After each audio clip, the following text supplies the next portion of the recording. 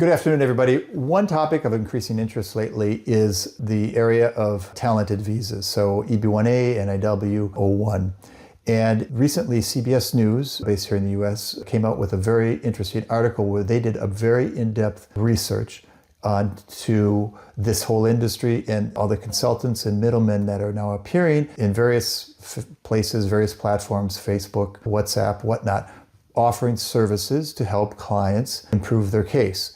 And it's gotten to the level that USCIS has also indicated that they're going to be revamping and revising their criteria for these cases to fight the fraud and the increasing use of fake information and fake evidence that's being provided for these cases. There should be a link below in the description with a link to the CBS research, but I think it's very eye-opening into where this industry has gone. In the last 3 or 4 years, the number of EB-1A applications has increased tremendously by a factor of 3, if not more. And that speaks a lot to the influx of applicants, probably the majority of which are from India and China, who are using this category as maybe a more straightforward and faster route to acquiring a green card. But if people are cutting too many corners and using consultants and other non-legal specialists to help improve their PR brand, to improve their evidence and the information, that they could be pushing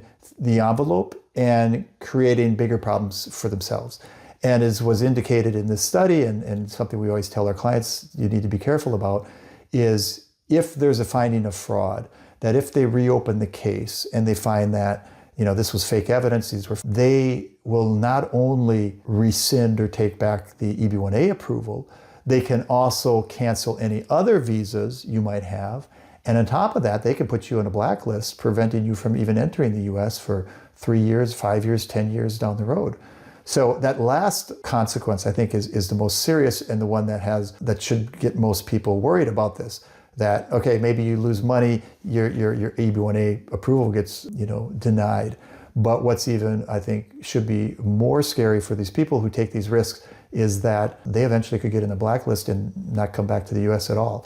And we've been noticing over the last year, certainly since Trump came to office, that an increasing number of cases are getting secondary review. So the case might be approved by USCIS, but at some point, maybe shortly after its approval by USCIS, or maybe at the embassy, when they're getting ready for the interview, the authorities, it could be USCIS, could be State Department, are reviewing these cases.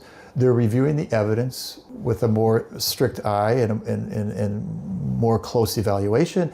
And if they feel this information was fraudulent, or these were fake awards or fake articles, they will revoke the approval. And we never saw that before. 3, 4, 5 years ago, we never saw an EB-1A, for example, that was revoked at the embassy. Now, over the last year, we've had numerous inquiries from people working with other lawyers that wanted a second opinion, where they did have an approval, but the consular officer said, you know what?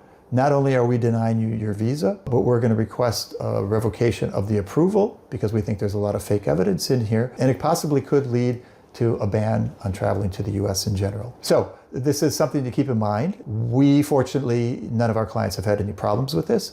As I mentioned, our level of 99% approvals and higher has not been affected, has not changed over the years. And it's interesting to note that as more and more applications have been going through the system the last couple of years, the approval level has been gradually falling. And it's been gone from 80% approvals to 67, and now it's even getting close to 50%.